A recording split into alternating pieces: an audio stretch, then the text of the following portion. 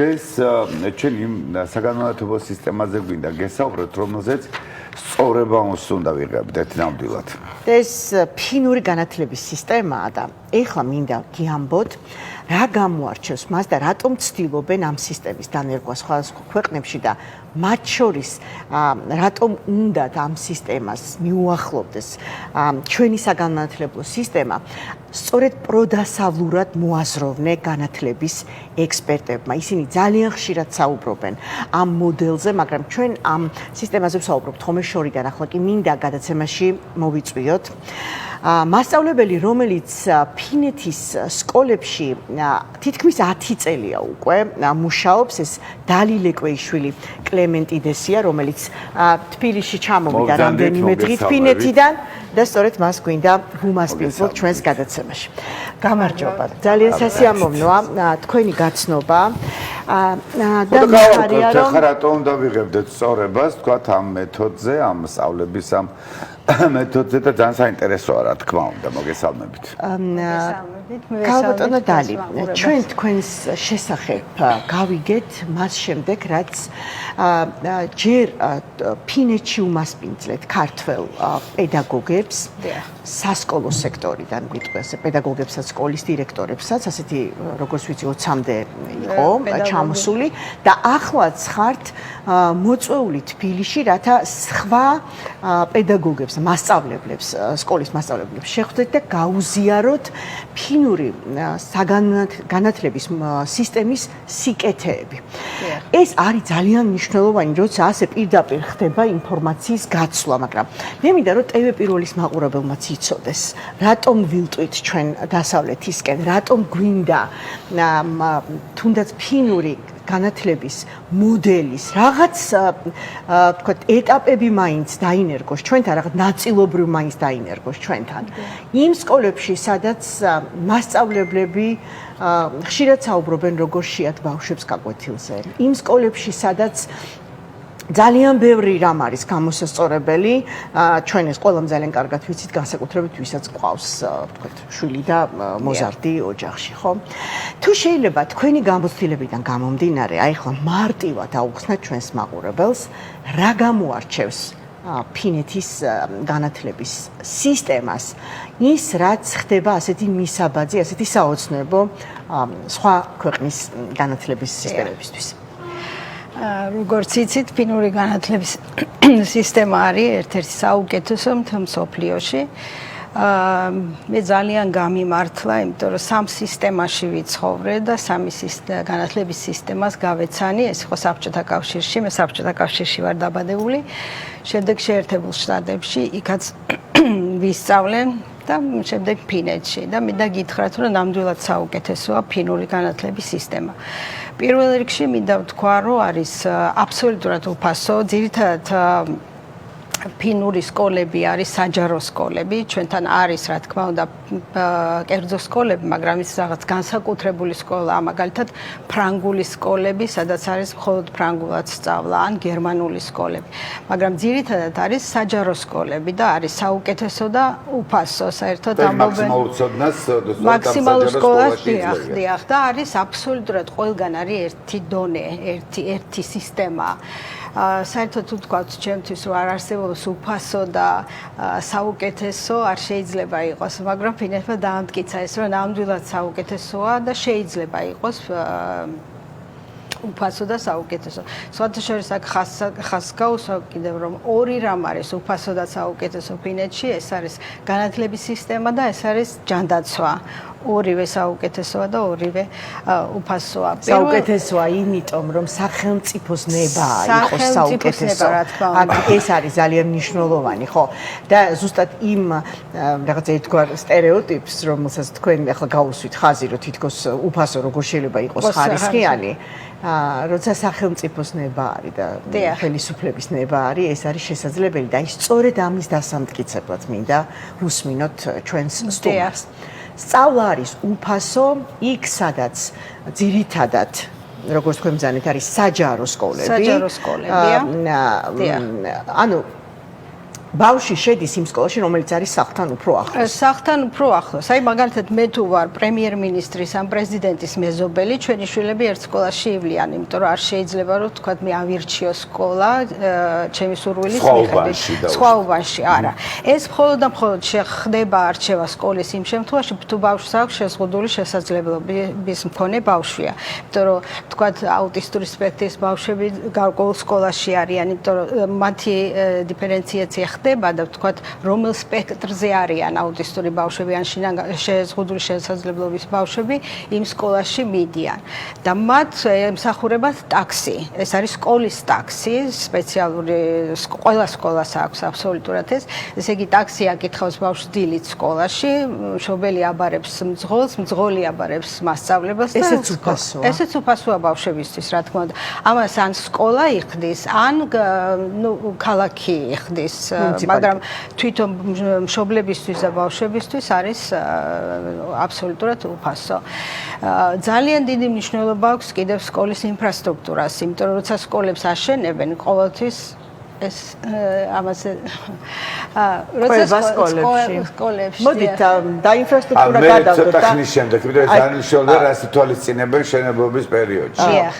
ასე იგი როცა სკოლას აშენებენ, ხო თანამედროვე სკოლა, ახალი სკოლები რაც აშენდა, ისინი აბსოლუტურად განსხვავდება ძველად აშენებული სკოლებისგან, მაგალითად, იქ უფრო გამოიყენებენ, თქვათ, კედლის მაგივრად მთლიანად შუშის ძალიან დიდ სივრცეს, იმიტომ რომ როგორც იცით, ფინეთში ბნელა ზამთრის განმავლობაში და სექსინათლე განაცხება, ზისხივები, თქვათ, ფერები არჩეულია. მე იცით, ავეჯი ძალიან მნიშვნელოვანია, იმიტომ რომ ბავშვები კლასში არ ზიან 45 წუთის განმავლობაში.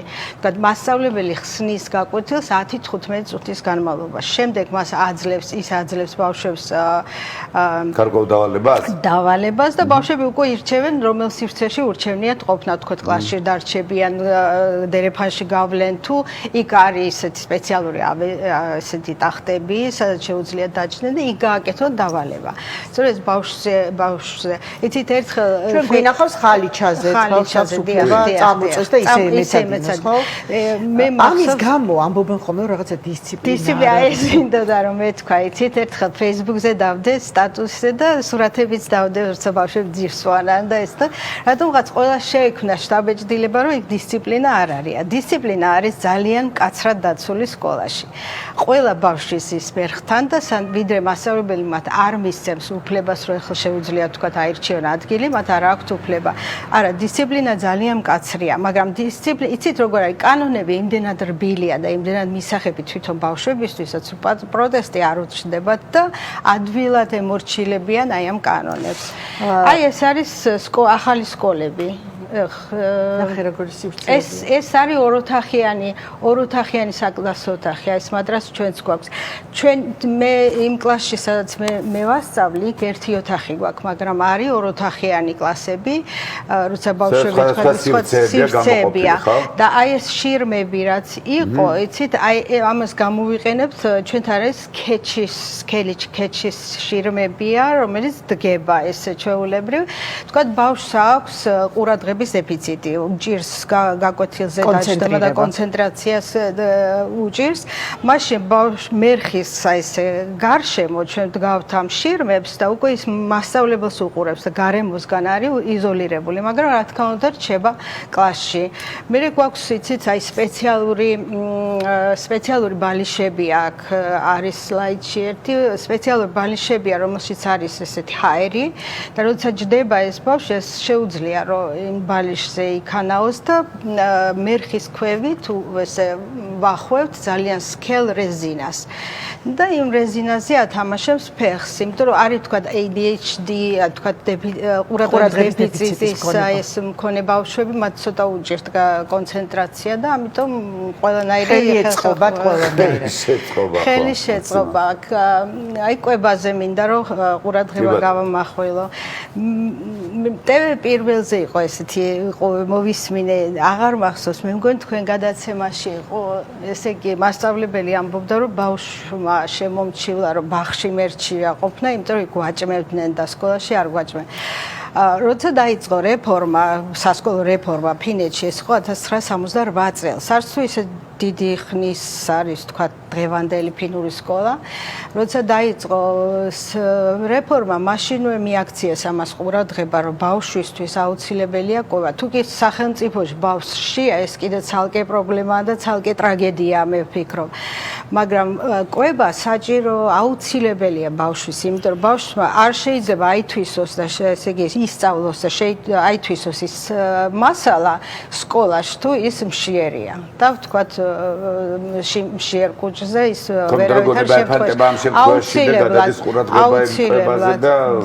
ის ვერ ითვისებს ვერავითარ შემთხვევაში, რომ ფინეთში არ არის ეს პრობლემა, ყველას აქვს საკვები და არ არის მშიერი ბავშვი არ არსებობს, მაგრამ სკოლაში კვება არის აუცილებელი და აი ეს კალორიულად ყველაფერი დაანგარიშებულია. იქ აუცილებელია რომ იყოს ნამცხრები არ გვაქვს, ხანდახან წუწუნებენ ბავშვები რომ ჰამბურგერები და ჰოთ-დოგები არ გვაქვს და ის. მაგრამ ნახშირწყლებს არიდებენ ბავშვებს, ძალიან კარგად იციან. გვაქვს ნამცხრებიც, მაგრამ ეს მხოლოდ და მხოლოდ დღესასწაულებზე თქვა ძალიან იშვიათად ხდება ეს. იცით რა, მინდა მაყურებელს აუხსნათ ახლა როცა კვებაზე საუბრობთ, ხო, აი თქვენ დაიწყეთ კიდეც და რა თქმა უნდა ეს არის ძალიან მნიშვნელოვანი, იმიტომ რომ სულ რამდენიმე დღის წინ ახლა თქვენ რაც მოყევით რომ ესე იგი ბავშვებს, მშიერ ბავშვებს შეუძლებელია მართლა რაღაცა ასწავლო და ამაზე ხმამაღლა სწორედ პირველზე საუბრობდნენ. აი ბუკვალურად წინა კვირაში ჩვენ გადაცემაში მიიღო მონაწილეობა მასწავლებელმა, რომელმაც თქვა, რომ ის ყოველ დღე სხვადასხვა ტიპის რაღაცა სასუსნავით აღიჭურვება და ისე მიდის სკოლაში, იმიტომ რომ ხდება, რომ იქ რამდენიმე ბავშვს ესე იგი შეიძლება და არა აქვს იმის საშუალება, რომ რაღაც იყიდოს, თვითონ უმასპინძლდება თავისი ჩანთით. ეს აი სულ 4-5 დღის წინ ეთერში მოყვნენ. ანუ ეს ძალიან ხშირად ყვებიან მასწავლებლები ამის შესახებ სხვადასხვა ფორმით. მაგრამ თქვენ საუბრობთ ახლა ფინეთის საგანმანათლებლო სისტემაზე, სადაც სკოლაში ბავშვებს სახელმწიფო უფასოდ აჭრებს. ამაზე არაერთი მოთხოვნა მშობლების მხრიდანაც იყო, მასწავლებლების ჯგუფიც ითხოვდა ჩვენთან. ვიცით რომ სამეგრელოში არის ერთი პრეცედენტი მხოლოდ. აუცილებელია. ფინეთის ბიუჯეტიდან ამაში არა, რა თქმა უნდა, ფული საერთოდ არის აკრძალული სკოლაში. ფულის მოტანა, ფულთან არ გვაქვს შეხება. აი თქვა ისიც აკრძალულია, რომ მასწავლებელმა მშობელს უთხრას, რომ თქვა ფულს ვაგროვებთ, ან ფული ყველაფერს იხდის სკოლა. ფული ხდება, ფულის ტრიალი ხდება მხოლოდ და მხოლოდ იმ შემთხვევაში, თუ ბავშვებს აქვთ არაგეგმიური სურვილი, თქვა მუზეუმში წავშლის და უნდათ რომ გქონდათ ცალკე კლასის ფონდი. მაშინ ბავშვები აცხობენ ნამცხრებს მშობლებთან ერთად, მოაქვთ სკოლაში და ყველა მშობელს ეგზავნება წინა დღეს მესიჯი, რომ თქვა ხვალ არის ჩვენთან ეს ნამცხვრის დღესასწაული. და მოაქვთ 2 ან 3 ევრო და აი მხოლოდ და მხოლოდ მაშინ ხდება ფულთა შეხება. ხო, ნამცხვარი გაიყიდება და იქ არის 90-100 ევრომდე ადიან κλასი ადის და შემდეგ უკვე ამას გამოიყენებენ. როგორ ხდება გახანგრძლივებულის შემთხვევაში? აი ეს არის ხა ვიცი რომ ძალიან ბევრ მშობელს აინტერესებს.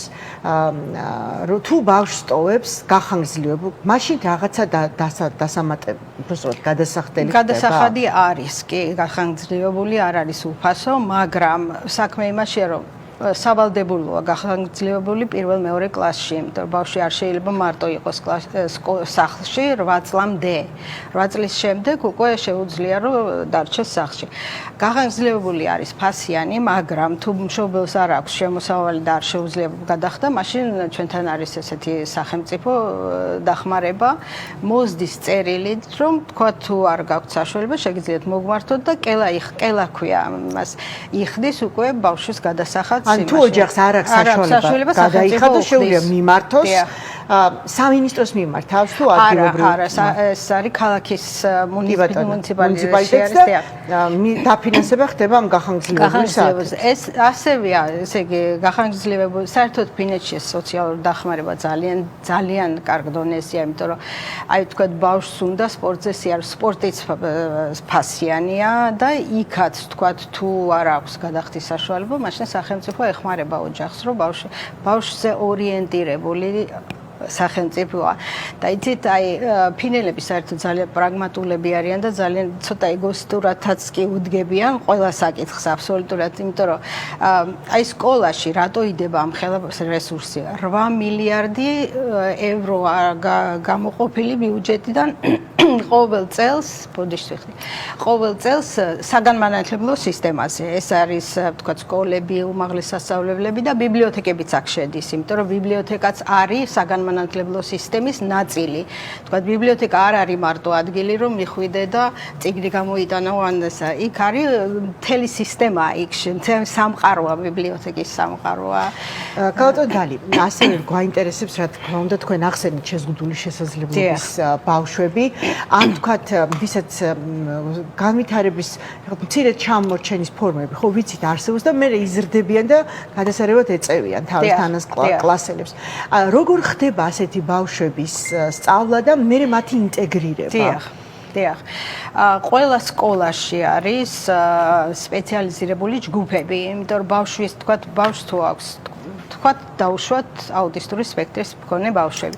არ შეიძლება რომ ისინი იჯდნენ პირდაპირ დიდ კლასში, იმიტომ რომ ზოგს აქვს სენსორული პრობლემები და ხმაურს ვერ იტანს და მათ ურჩევნიათ უფრო წყნარ მშვიდ გარემოში იყვნენ. ასეთი ჯგუფები არის ყველგან, კლასებია ცალკე, ოღონდ იცით როგორ არის, სკოლაშია, მაგრამ ცალკე კლასი აქვს და ეს კლასიც სხვანაირად არის მოწყობილი, აღჭურვილია სხვანაირად. მაქსიმუმ არის 5 ან 6 ბავშვი, არის ერთი პედაგოგი და 2 დამხმარე, ანუ ერთი პედაგოგი და ერთი დამხმარე გააჩნია კლასის სიმძიმეს მაგალითად. ბავშვები ძირითადად სწავლობენ ამ პატარა კლასებში, მაგრამ თუ მასწავლებელი შეატყობს, რომ ბავშვი უკვე მზად არის და შეიძლება ვთქვათ ნელ-ნელა მოხდეს ინტეგრაცია დიდ კლასებში, უკვე იწყება მუსიკის გაკვეთილით, მაგალითად ან ფიზკულტურით ან ხატვის გაკვეთილით, მაგრამ ძირითად საგნებს აი ეს ფინური ენა, მათემატიკა და ასე შემდეგ უკვე თავის კლასში. ეს ბავშვზეც არის დამოკიდებული, იმიტომ რომ ხშირ შემთხვევებში თვითონ ბავშვებს არ უნდათ გადასვლა დიდ კლასებში და ურჩევნიათ, რომ მაგრამ თუ ამის სურვილი აქვთ, აქვთ, რა თქმა უნდა, ის თავიდანვე განვითარების დონე ხდება ნელ-ნელა ინტეგრირება, როგორც ვიცი, ჯერ ერთ გაკვეთილზე შეყავთ, ნელ-ნელა, ძალიან ფრთხილად და ძალიან. და ეხლა ერთი მნიშვნელოვანი საკითხი, ჩვენ ვიცით, რომ ტიპური განვითარების ბავშვებთანაც არის შეიძლება რომელიმე მოსწავლეს, თქვათ, რაღაც მათემატიკაში გაუჭირდეს, ქიმიაში გაუჭირდეს. გარკვეულ საგნებში, ხო? საქართველოში როგორ არის ესეთ დროს? ან მშობელი ერთვება ამაში, ან რეპეტიტორს უყვანენ, ხო? ძალიან წვალობენ ოჯახები, ჩვენ ვიცით ეხლა, რომ სკოლის მიღმა კიდე დადიან დამატებით მასწავლებლებთან ბავშვები, რომლებსაც უნდა გქონდეთ გართობის და დასვენების დროც. როგორ იქცევა ფინური სკოლა ასეთ შემთხვევაში? რეპეტიტორები არ არსებობს ფინეთში, ესეთ ცნება რეპეტიტორის არ არსებობს. იქვე ხდება, თქვა თუ ბავშვს აქვს რაღაც პრობლემა, მაგალითად თავიდან მე ეხლაც მე მუშაობ როგორც ასისტენტი და ძალიან მომწონს ეს. აი მაგალითად ჯგუფში არის ბავშვი, რომელსაც აქვს რაღაც პრობლემა. მე ის კლასიდან გამომყავს, სხვა სივრცეში მივყავს და იქ ვამეცადინებ ცალკე. ან ჯგუფი გამომყავს მთლიანად კლასიდან, ყოფ კლასს და გამომყავს ცალკე ვატარებ გაკვეთილს. ცალკე ვამეცადინებ. ასე რომ ჩვენ თვითონ ვეხმარებით ბავშვს იმაში სკოლაში დაძლევაში. ეხლა იცით, აი სტრესი ეს არის ძალიან მნიშვნელოვანი, იმიტომ რომ მე მახსოვს სტრესი ჩემი სკოლიდან, მე როცა ვსწავლობდი სკოლაში, მე შინოდა თქვა დირექტორის და ესეთი იყო სიმკაცრე იყო საშინელი. იქ მთავარი ბავშვს არ შეიძლება ქონდეს სტრესი, არ შეიძლება ეშინოდეს რაღაცის, არ შეიძლება თქვა განიცდიდეს, ამიტომ კონკურენცია არის მოხსნილი მთლიანად ბავშვებში. არ თქვა ტესტებიც კი რომ ტარდება, წინასწარ ვეუბნებით ბავშვებს, რომ ეს არის მხოლოდ და მხოლოდ ნახოთ რა იცი და რამდენი იცი ან რამდენი ისწავლე, ასე რომ ბავშვებს სტრესი აქვთ აბსოლუტურად მოხსნილი. დავალებებს ვაძლევთ ძალიან ცოტას, იმიტომ რომ ფინელები მივიდნენ იმ დასკვნამდე, რომ ბევრი დავალების შემთხვევაში ბავშვი ვერ დაძლევს ამას. ამიტომ დავალება ქუცმა ეს ძალიან პატარა ნაწილებად.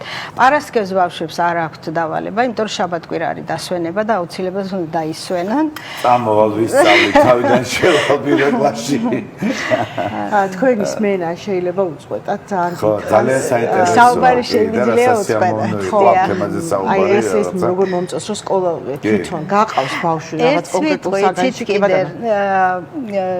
ფინეთში არის კანონი. თქვათ თუ 6 ბავშვი შეგროვდა, მშობლიურ ენაზე უტარდება გაკვეთილები. მე ვასწავლი ქართულ ენას ჰელსინკის ერთ-ერთ სკოლაში, მაგრამ ეს არის სკოლის შემდეგ.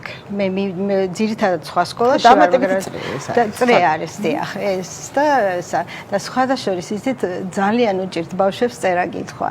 აი წერა ხ, ს, ძ, ეს რთული აღმოჩნდა, დიახ, აი რაც მეც ვასწავლი, უფრო მე თვითონ უფრო მეც ვსწავლობ, რა თქმა უნდა, მაგრამ ეს ძალიან დასაფასებელია, რომ ქართულსაც ასწავლით ჰელსინკში, ჩვენ მასწავლებელს უსმენდით დალი ლეკვეიშვილს.